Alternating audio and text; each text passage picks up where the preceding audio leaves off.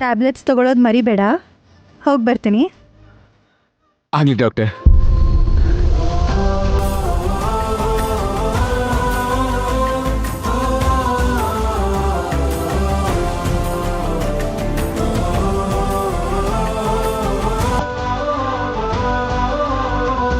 ನಾವು ಬದುಕಿದ್ರು ಮಗು ಬದುಕಲ್ಲ ಅಂದಿದ್ರು ಅಪ್ಪ.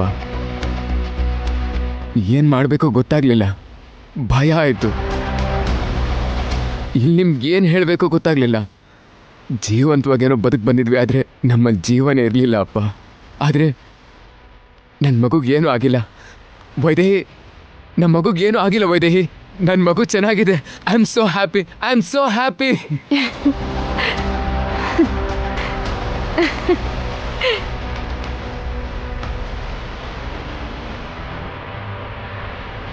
ಇವಳ ಟೈಮ್ ಚೆನ್ನಾಗಿದ್ಯಾ ಇಲ್ಲ ನಮ್ಮ ಟೈಮ್ ಚೆನ್ನಾಗಿಲ್ವಾ? ಒಂದ್ಸಲನೂ ಕೆಲಸ ಆಗಲ್ವಲ್ಲ.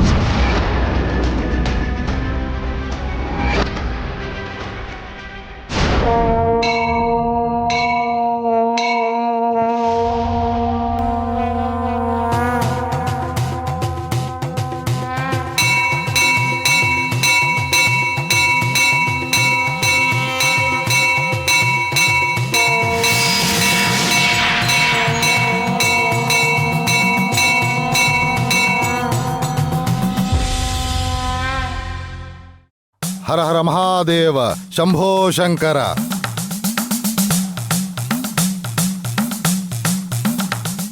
ಹರ ಹರ ಮಹಾದೇವ ಶಂಭೋ ಶಂಕರ.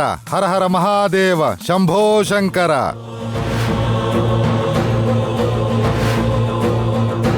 ಯಾವಾಗ್ಲೂ ಯಾರೋ ಮಾಡಿರೋ ಪಾಪಕ್ಕೆ ನನ್ ಮಗುಗ್ ಯಾಕೆ ದೇವ್ರ ಶಿಕ್ಷೆ ಕೊಡ್ತೀಯ?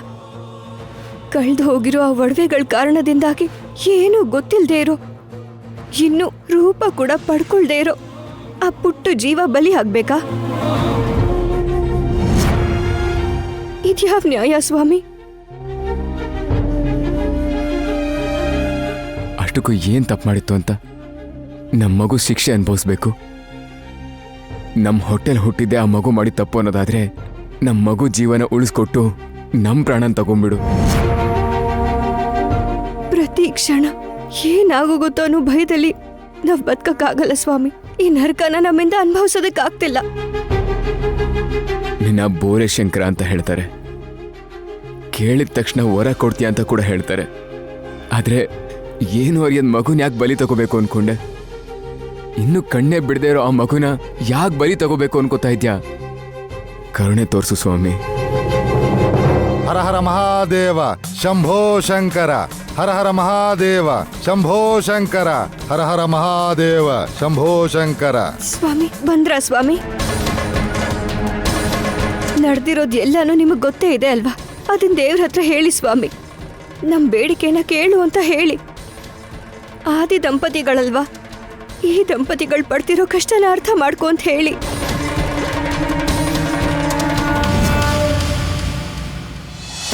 ಮಣ್ಣಿನಿಂದ ಬೊಂಬೆನ ಮಾಡಿ ಅದಕ್ಕೊಂದು ಜೀವ ಕೊಟ್ಟು ಕಾವಲಾಗಿ ನಿಲ್ಲಿಸಿ ಶಿವ ಆ ಮಗು ಪ್ರಾಣನ ತೆಗೆದಾಗ ಆ ಪಾರ್ವತಿ ಹೇಗ್ ಒದ್ದಾಡದ್ಲಲ್ಲ, ಮಗುಗೆ ಮತ್ತೆ ಪ್ರಾಣ ಬರೋವರೆಗೂ ಗಂಡನ್ ಮುಖ ಕೂಡ ನೋಡ್ಲಿಲ್ಲ ಅಲ್ವಾ?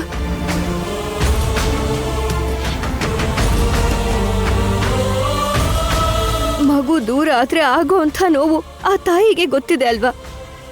ಮತ್ತೆ ಈ ತಾಯಿಗೆ ಅದೇ ನೋವನ್ನ ಕೊಡೋದಕ್ಕೆ ಅಂತ ನೋಡ್ತಿದ್ದಾಗ ಯಾಕೆ ನೋಡ್ಕೊಂಡು ಸುಮ್ಮನೆ ಇದ್ದಾಳೆ? ಆ ತಾಯಿಗೆ ನೀವಾದ್ರೂ ಹೇಳಿ ಸ್ವಾಮಿ. ಅವಳ ಮಗು ಪ್ರಾಣನ ಕಾಪಾಡ್ಕೊಂಡ ಹಾಗೆ ನನ್ನ ಮಗು ಪ್ರಾಣನು ಕಾಪಾಡು ಅಂತ ಹೇಳಿ ಸ್ವಾಮಿ.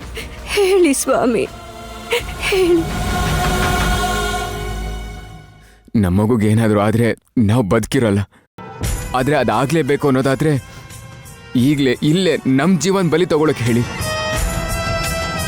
ಬೋಲೆ ಶಂಕರ ಬಲಿ ಕೇಳೋನಲ್ಲ, ವರ ಕೊಡೋ ಅಂಥವನು, ಹಿಂದೆ ನಿಂತು ಕಾಪಾಡೋ ಅಂಥವನು. ಆದರೆ ನೀವು ಅನುಭವಿಸ್ತಾ ಇರೋ ಈ ಶಾಪ ಮಾಡಿರೋ ತಪ್ಪಿನ ಒಂದು ರೂಪ.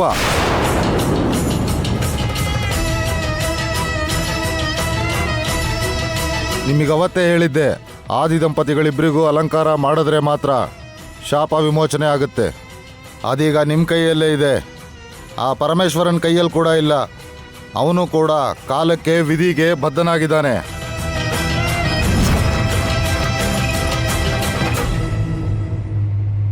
ಅದಕ್ಕೆ ಶಾಪಗ್ರಸ್ತ ಆಗಿರೋ ನಿಮ್ಮ ಮೊರೆನ ಅವನು ಕೇಳಿಸ್ಕೋತಾ ಇಲ್ಲ. ಅಂದ್ರೆ ನನ್ ಮಗು ಪ್ರತಿ ಕ್ಷಣನೂ ಕಷ್ಟಗಳನ್ನ ಎದುರಿಸ್ತಾನೆ ಇರ್ಬೇಕಾ?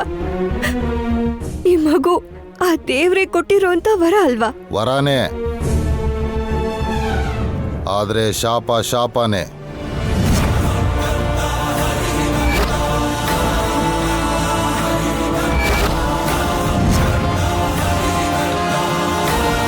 ಅದು ಹೇಗಾಗುತ್ತೆ ಸ್ವಾಮಿಗಳೇ? ಆ ದೇವ್ರು ಕೊಟ್ಟಿರೋ ವರ ಕೂಡ ಶಾಪದ ಮುಂದೆ ನಶಿಸಿ ಹೋಗುತ್ತಾ? ನಿಮ್ಮನ್ನ ಅನುಗ್ರಹಿಸಿರೋ ಈ ವರ ಶಾಪನ ದೂರ ಮಾಡೋದಿಕ್ಕ ಅಥವಾ ಶಾಪನ ಅನುಭವಿಸೋದಿಕ್ಕ ಅನ್ನೋದನ್ನ ಕಾಲನೇ ನಿರ್ಣಯಿಸುತ್ತೆ. ಸಮಸ್ಯೆ ನಿಮ್ದಾದ್ಮೇಲೆ ಪರಿಹಾರ ಎಲ್ಲೂ ಇರಲ್ಲ, ನಿಮ್ಮಲ್ಲೇ ಇರುತ್ತೆ. ಹುಡುಕಿ ನೀವು ಅನ್ಕೊಂಡಿರೋ ಕೆಲಸನ ಪೂರ್ತಿ ಮಾಡಿ. ತಲೆಮಾರುಗಳಿಂದ ಬೆಳಗದೇ ಇರೋ ಅಖಂಡ ದೀಪ ನಿಮ್ಮಿಂದ ಬೆಳಗ್ತು. ನೆಲಮಾಳಿಗೆ ತೆರೆದುಕೊಳ್ಳೋದಿಕ್ಕೆ ನೀವೇ ಕಾರಣ. ಅವನ ಅನುಗ್ರಹ ಇಲ್ದಲೆ ಇದೇನೂ ನಡೆಯಲ್ಲ. ಸಂಕಲ್ಪ ಮಾಡಿ ಮುಂದಕ್ಕೆ ಹೋಗಿ, ಸಮಸ್ಯೆ ಪರಿಹಾರ ಆಗುತ್ತೆ. ಇರೋದು ಒಂದೇ ಮಾರ್ಗ, ಆದಿ ದಂಪತಿಗಳ ಆಭರಣಗಳನ್ನ ಅವರಿಗೆ ಸೇರಿಸಿ. ಬೇರೆ ದಾರಿನ ಹುಡ್ಕಕ್ಕೆ ಹೋಗಬೇಡಿ. ಹರ ಹರ ಮಹಾದೇವ ಶಂಭೋ ಶಂಕರ, ಹರ ಹರ ಮಹಾದೇವ ಶಂಭೋ ಶಂಕರ.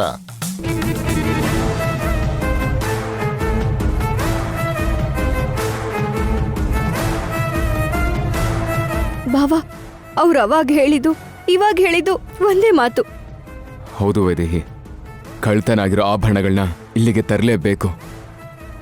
ಆಗ್ಲೇ ನಮ್ಮ ಮಗು ಕ್ಷೇಮವಾಗಿರೋಕ್ ಸಾಧ್ಯ.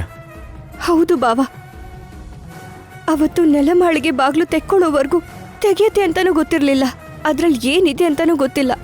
ಹಾಗಿರುವಾಗ ಯಾರು ಇಲ್ಲಿಗೆ ಬಂದು ಹೇಗೆ ತಗೊಂಡು ಹೋಗೋಕ್ಕಾಗತ್ ಬಾವಾ? ನಿಜಾನೇ ವೈದೇಹಿ, ನಮ್ಮ ಸುತ್ತಮುತ್ತ ಇರೋ ಯಾರೋ ನಮ್ಮ ವಂಶನ ನಿರ್ವಂಶ ಮಾಡಬೇಕು ಅಂತ ದ್ವೇಷ ಇಟ್ಕೊಂಡು ಮಾಡಿರೋ ಸಂಚಿದು.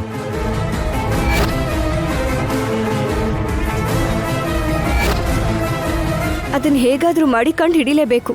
ಹಾಗೆ ಮಾಡಿದ್ರೇನೆ ನಮ್ಮ ಮಗು ಉಳಿಯೋದು. ಹೊರಗೆಳಿತೀನಿ, ಅಷ್ಟಕ್ಕೂ ಆ ಕಳ್ಳ ಯಾರು ಅಂತ ಹುಡುಕ್ತೀನಿ. ನಾನು ನಮ್ಮ ಮಗುನ ಕಾಪಾಡ್ಕೋತೀನಿ.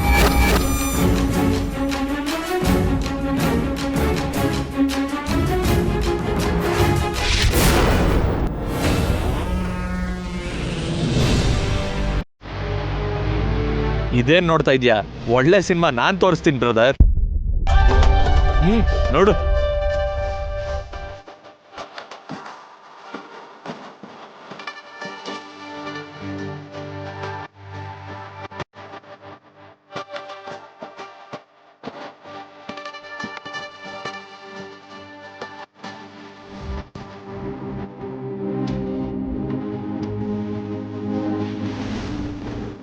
ಏಯ್,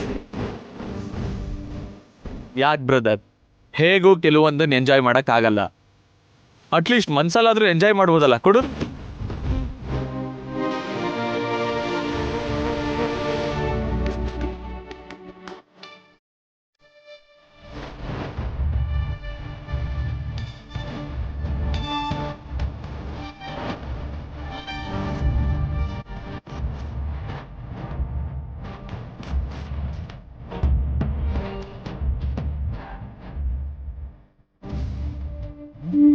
ಮನುಷ್ಯನಲ್ಲೂ ಇಲ್ಲ, ಮನ್ಸಲ್ಲೂ ಇಲ್ಲ, ಮನಃಶಾಂತಿನೂ ಇಲ್ಲ. ಏಯ್, ಬಾಯಿ ಮುಚ್ಕೊಂಡು ಇಬ್ರು ಹೊರಗಡೆ ಹೋಗಿ. ಇಲ್ಲಿ ಕೊಡು. ಏಯ್ ಕೊಡಿಲಿ. ಏ ವಾಲಿ, ಇರು. ರಾಜ್ಯ ಇಲ್ದೇ ಇದ್ರು ಅವ್ರ ಸಂಪತ್ ಮಾತ್ರ ಆಗಾಗ ಸಿಗೋವಂತ ಘಟನೆಗಳು ನಮಗ್ ತಿಳಿತಾನೆ ಇರುತ್ತೆ. ಆದ್ರೆ ಇದಕ್ಕೂ ಮುಂಚೆ ಆಗದೆ ಇರೋಂಥದ್ದು, ಕೇಳಿ ನೋಡಿಲ್ದೇ ಇರುವಂತಹ ಸಂಪತ್ತು ನೆಲಮಾಳಿಗೆಯಲ್ಲಿ ಸಿಕ್ಕಿದೆ.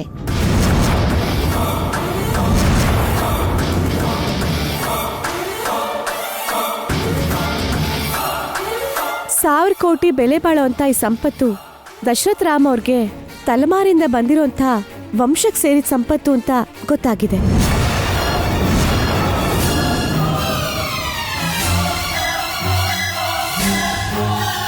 ಅದು ತಮ್ಮ ಮುಂದಿನ ತಲೆಮಾರಿಗೆ ಸಿಗ್ಬೇಕು ಅಂತ ಆರ್ಕಿಯಾಲಜಿ ಡಿಪಾರ್ಟ್ಮೆಂಟ್ ಅಲ್ಲಿ ಕ್ಲೇಮ್ ಮಾಡಿದ್ದಾರೆ ಅಂತ ಗೊತ್ತಾಗ್ತಿದೆ.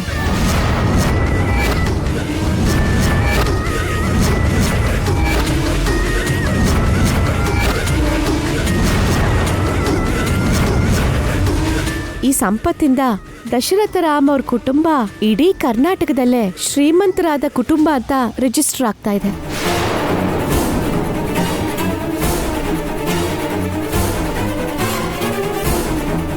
ಅದಕ್ಕೆ ತಗೊಳ್ಳಿ, ಇದೇ ವಾರಸತ್ವದ ಸಂಪತ್ತು, ಇಟ್ಕೊಳ್ಳಿ.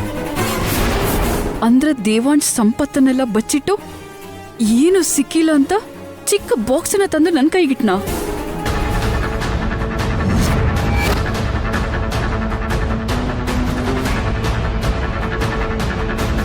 ಏನ್ ಹೇಳ್ತಿದಾರು ದಶರಥ? 1,000 ಕೋಟಿ ವಂಶಕ್ಕೆ ಸೇರಿ ಸಂಪತ್ತ ಸಿಕ್ಕಿದ್ದು ದೇವರ ಆಭರಣಗಳೇ ಅಲ್ವಾ? ವೈದೇಹಿ ದೇವಾಂಶ್ ಆಭರಣಗಳನ್ನ ತಂದ್ಕೊಟ್ರಲ್ಲ, ಮತ್ತೆ 1,000 ಕೋಟಿ ನಮ್ಮ ವಂಶ ಸಂಪತ್ತು ಅಂತ ಹೇಳ್ತಿದಾರಲ್ಲ. ಅದೇ ಅರ್ಥ ಆಗ್ತಾ ಇಲ್ಲಮ್ಮ. ಅಂದ್ರೆ ನಿಮ್ಗೂ ಇದು ಗೊತ್ತಿರ್ಲಿಲ್ವಾ ಮಾವ? ಅಷ್ಟಕ್ಕೂ ಸಿಗದೇ ಇರೋದು ಯಾರಕ್ಕೆ ತಾನೇ ಗೊತ್ತಾಗತ್ತೆ ಹೇಳು? ಅಲ್ಲ, ಇವ್ರಿಗೆ ಈ ಸುದ್ದಿ ಎಲ್ಲಿಂದ ಸಿಕ್ತು? ಕಥೆ ಕಟ್ಟಿ ಇಲ್ದೇ ಇರೋದನ್ನ ಹೇಳೋದು ಇವ್ರಿಗೆ ಅಭ್ಯಾಸ ಆಗ್ಬಿಟ್ಟಿದೆ. ಏನು ತಿಳ್ಕೊಳ್ದೆ ಟಿವಿನಲ್ಲಿ ಯಾಕೆ ತೋರಿಸ್ತಾರೆ ಮಾವ? ಸಿಕ್ಕಿದೆ, ಅದನ್ನ ನಿಮ್ಮ ಚಿಕ್ಕ ಮಗ ಯಾರಿಗೂ ಸಿಗದೆ ಇರೋ ತರ ಎಲ್ಲೋ ಬಚ್ಚಿಟ್ಟಿದ್ದಾನೆ. ಇಲ್ಲ ಇಲ್ಲ ಇಲ್ಲ, ಅವನೇ ಕದ್ದಿದ್ದಾನೆ. ಉರ್ಮಿಳಾ, ಏನ್ ಮಾತಾಡ್ತಿದ್ಯಾ? ನಿಜಾನೇ ಅತ್ತೆ, ನಿಜ.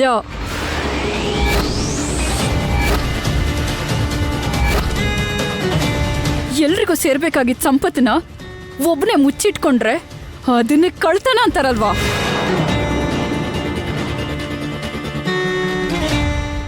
ಇದೇ ಸಂಪತ್ತಿನ ಬಗ್ಗೆ ನಾನು ಅವತ್ತು ಕೇಳಿದಾಗ ಏನು ಸಿಕ್ಕಿಲ್ಲ ಅಂತ ನನ್ನ ಕೈಗೆ ಒಂದು ಚಿಕ್ಕ ಖಾಲಿ ಬಾಕ್ಸ್ನ ತಂದ್ಕೊಟ್ಟ.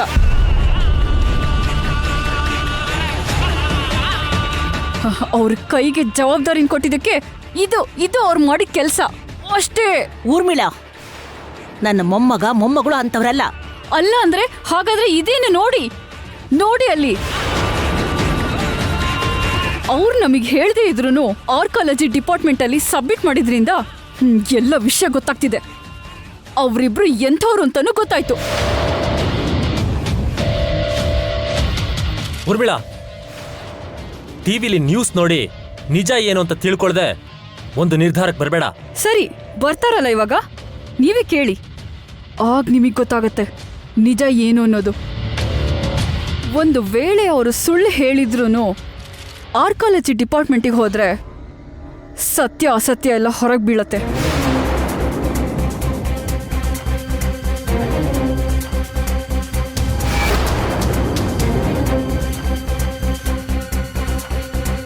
ವೈದೇಹಿ ಬದುಕಿದಾಳೆ ಅಂತ ಪ್ರೂವ್ ಮಾಡಿದ್ರೆ ಎಲ್ಲ ಸಂಪತ್ತನ್ನ ನನಗೆ ಕೊಡ್ತೀನಿ ಅಂತ ಮಾತು ಕೊಟ್ಟು ಆ ಸಂಪತ್ತನ್ನೆಲ್ಲ ಬಚ್ಚಿಡ್ತೀಯಾ? ಬಾ ಮನೆಗೆ, ಹೇಗೆ ಕಿತ್ಕೋಬೇಕು ಅನ್ನೋದು ನನಗೂ ಗೊತ್ತು.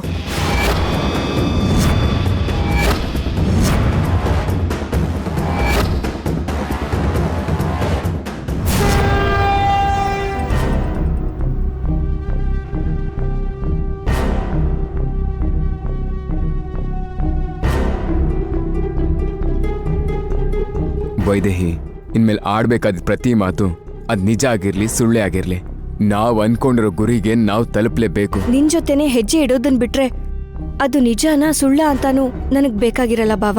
ನಿನ್ ಜೊತೆನೆ ನಾನಿರ್ತೀನಿ ಅಷ್ಟೇ. ಅಲ್ಲೋಡಿ, ಬಂದೇ ಬಿಟ್ರು. ಬನ್ನಿ ಬನ್ನಿ ಬನ್ನಿ. ಇಷ್ಟೊತ್ತು ಇಲ್ಲೋಗಿದ್ರೆ ದೇವಾಂಶ್? ದೇವಸ್ಥಾನಕ್ಕ? ಹೌದು ಅದಕ್ಕೆ. ಗುಡಿನಲ್ಲಿ ದೇವ್ರ ದರ್ಶನ ಮಾಡ್ಕೊಂಡು ಬರ್ತಾ ಇದ್ದೀರಾ? ಇಲ್ಲಾಂದ್ರೆ ಬಚ್ಚಿಟ್ಟಿರೋ ಸಂಪತ್ತು ಅಲ್ಲೇ ಇದೆಯೋ ಇಲ್ಲೋ ಅಂತ ಚೆಕ್ ಮಾಡ್ಕೊಂಡ್ ಬರ್ತಿದ್ದೀರಾ?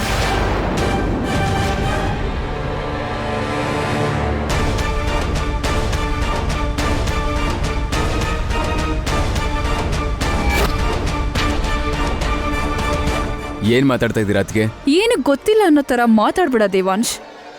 ನಿನ್ ಕ್ಯಾರೆಕ್ಟರ್ ಏನು, ಈ ಕುಟುಂಬದ ಮೇಲೆ ನಿನಗೆ ಎಷ್ಟು ಕಾಳಜಿ ಇದೆ ಅಂತ ಗೊತ್ತಾಯ್ತು. ಇನ್ನು ನಿನ್ ಮಾತನ್ನ ಯಾರು ನಂಬಲ್ಲ ದೇವಾಂಶ್. ಊರ್ಮಿಳಾ, ನೀನಿರಮ್ಮ. ಏನ್ ಹೇಳ್ತಿದ್ದೀರಾ ಮಾವ? ಇಷ್ಟೆಲ್ಲ ಆದ್ಮೇಲೂ ಕೂಡ ನನಗ್ ಸ್ವಲ್ಪ ತಡಿ ಅಂತ ಹೇಳ್ತಿದ್ದೀರಲ್ಲ. ಟಿವಿನಲ್ಲಿ ಹೇಳ್ತಿದ್ದಾರೆ, ಇಡೀ ಪ್ರಪಂಚಕ್ಕೆ ಈ ವಿಷಯದ ಬಗ್ಗೆ ಗೊತ್ತಾಗಿದೆ. ಆದ್ರೆ ಮನೇಲಿರೋ ನಮಗ್ ಮಾತ್ರ ಈ ವಿಷಯ ಗೊತ್ತಿಲ್ಲ.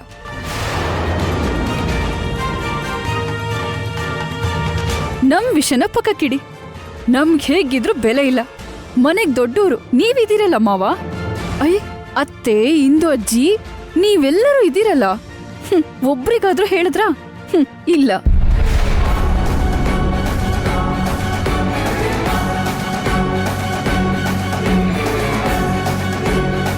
ಯಾಕೆ ಹೇಳ್ತಾರೆ?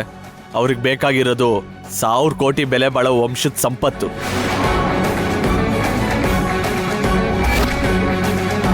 ದೊಡ್ಡಪ್ಪ ದೊಡ್ಡಮ್ಮ ಯಾರಿಗೂ ಹೇಳಿಲ್ಲ. ಯಾರಿಗಾದ್ರೂ ಹೇಳಿದ್ರೆ ಅದ್ರಲ್ಲಿ ಪಾಲ್ ಕೊಡ್ಬೇಕಾಗತ್ತಲ್ಲ. ಸಾಕ್ ಸುಮ್ನಿರೋ.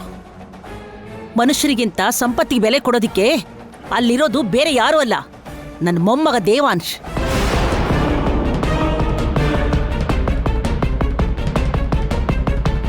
ಹೌದು, ದೇವಾಂಶ್ ಮಾತ್ರ ನಿಮ್ಮ ಮೊಮ್ಮಗ, ನಾನಲ್ಲ. ಎಲ್ಲದಕ್ಕೂ ದೇವಾಂಶ್ನ ಹೊಗಳಿ ಅವನನ್ನ ಅಟ್ಟಕ್ಕೇರ್ಸ್ ಕೂಡ್ಸಿದ್ದೀರ. ಈಗ್ಲೂ ಕೂಡ ಆ ಟಿವಿಲಿ ಹೇಳಿದ್ ಕೇಳಿಸ್ಕೊಂಡ್ಮೇಲೂ ಇನ್ನು ನಿನ್ ಮೊಮ್ಮಗ ದೇವಾಂಶೇ ಗ್ರೇಟು ಅಂತಿದ್ಯಾ? ಹೌದು ಕಣೋ, ನನ್ನ ಮಗ ಗ್ರೇಟೆ.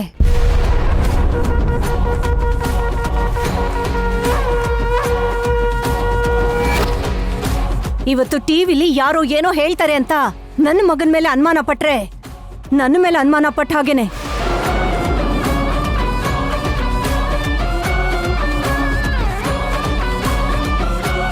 ಅಷ್ಟಕ್ಕೂ ಅವರು ಸಂಪತ್ ಸಿಕ್ತು ಅಂತ ಹೇಳಿದ್ರೆ ಹೊರತು ನನ್ ಮಗ ಬಚ್ಚಿಟ್ಟಿದ್ದಾನೆ ಅಂತ ಹೇಳಿಲ್ವಲ್ಲ. ಅಂದಮೇಲೆ ಸತ್ಯ ಸುಳ್ಳು ತಿಳ್ಕೊಳ್ದೇನೆ ಅವನ ಮೇಲೆ ಅನುಮಾನ ಹೇಗ್ ಪಡ್ತೀಯಾ?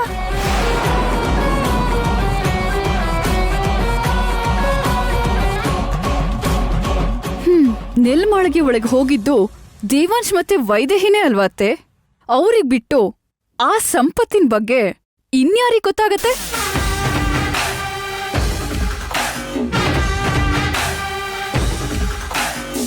ಅವ್ರಿಗಲ್ದೆ ಇನ್ಯಾರಿಗದು ಸಿಗೋ ಅವಕಾಶ ಇದೆ ಹೇಳಿ?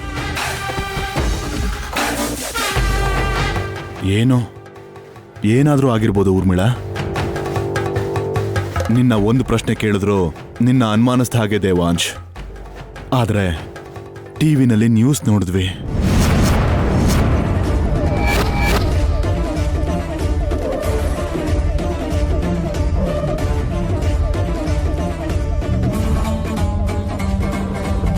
ಟಿವಿನಲ್ಲಿ ನ್ಯೂಸ್ ಬಂದಿರ್ಲಿಲ್ಲ ಅಂದಿದ್ರೆ ಏನಾದ್ರೂ ಒಂದ್ ಹೇಳಿ ತಪ್ಪಿಸ್ಕೊಂಬೋದಿತ್ತು. ಇವಾಗ ನಿನಗ್ ತಪ್ಪಿಸ್ಕೊಳ್ಳಕ್ಕಾಗಲ್ಲ. ಯಾಕೆಂದ್ರೆ ನೀನ್ ಗೊತ್ತಿಲ್ಲ ಅಂತ ಹೇಳಿದ್ರು ಆರ್ಕಾಲಜಿ ಡಿಪಾರ್ಟ್ಮೆಂಟ್ ಅವ್ರನ್ನ ಕೇಳಿದ್ರೆ ಗೊತ್ತಾಗೋಗತ್ತೆ.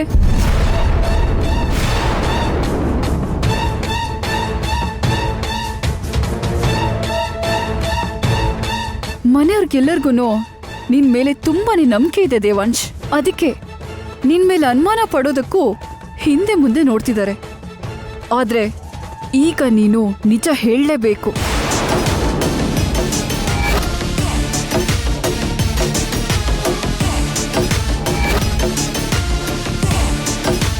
ಯಾಕೆಂದ್ರೆ ಅದು ತಲತಲಾಂತರದಿಂದ ಬಂದಿರೋ ವಂಶಕ್ಕೆ ಸೇರಿರೋ ಸಂಪತ್ತು.